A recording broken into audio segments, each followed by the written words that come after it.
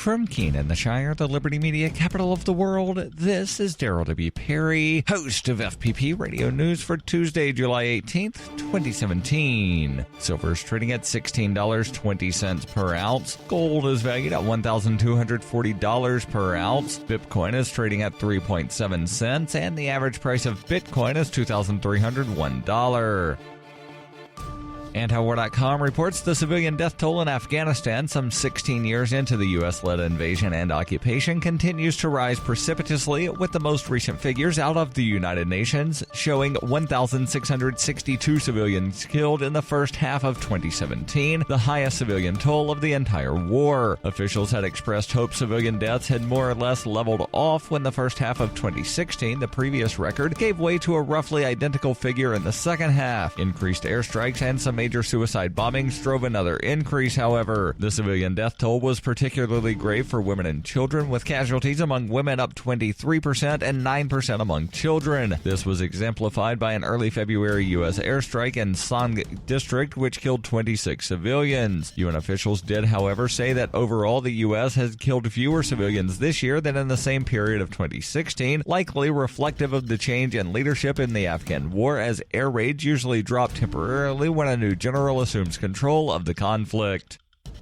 For nearly 40 years, Roberts & Roberts Brokerage has been a trusted source for buying and selling precious metals like gold and silver. They also take Bitcoin for precious metal purchases and have permanently removed the minimum purchase amount for all orders paid in the digital currency. Call Roberts & Roberts today for knowledgeable advice on buying and selling precious metals and a forward-thinking approach to new technologies. 800-874-9760 or visit online at rrbi.co. UPI reports a California police officer who accidentally shot his former partner in the stomach will be charged for involuntary manslaughter, according to officials. Fresno County Detective Jared Mullis fatally shot Sergeant Rod Lucas in October. Prosecutors said Mullis accidentally fired his gun and fatally struck Lucas in the chest. The Fresno Bee reported Fresno County District Attorney Lisa Smithcamp said Mullis did unlawfully kill Lucas without malice, but in commission of a lawful act which might produce death without due caution and circumspection.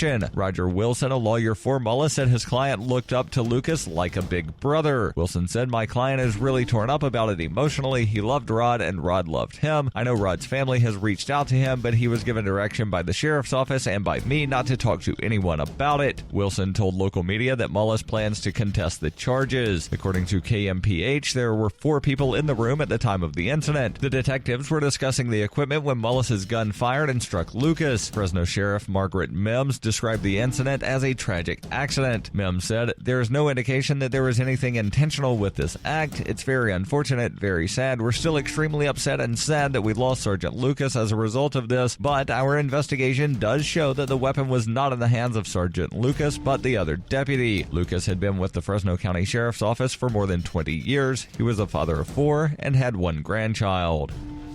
Whether you're looking for precious metals, bitcoins, or books, you'll find that and more at shop.fppradio.com. Every purchase you make from one of my affiliates, like Namecheap and Amazon, at shop.fppradio.com helps fund FPP Radio. Or you can shop directly from FPP with Bitcoin in the Bitcoin store. That's shop.fppradio.com.